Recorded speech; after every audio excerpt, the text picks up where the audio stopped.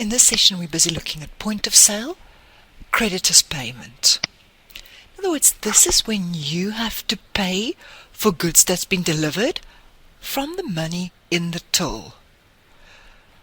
So what we do is we select a creditor. The creditor's detail will then appear. Remember, we can't change date because this is the trading day, or this is your trading day. You enter a reference. You can have a second narrative if you want. And then we have to enter the summary.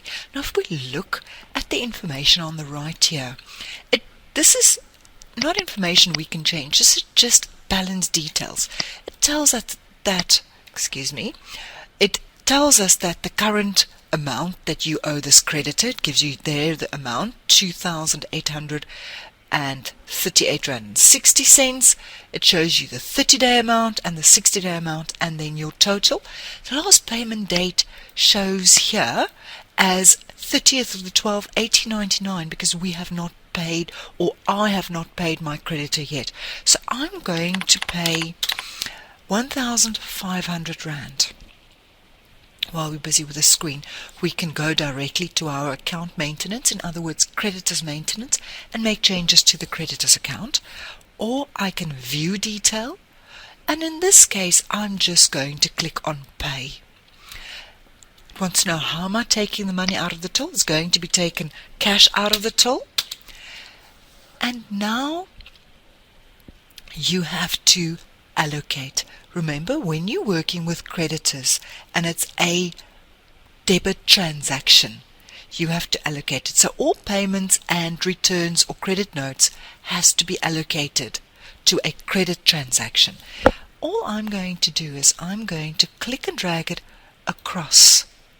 Now you'll see that the amount available is 0, and on this specific GRV over here, I now owe less.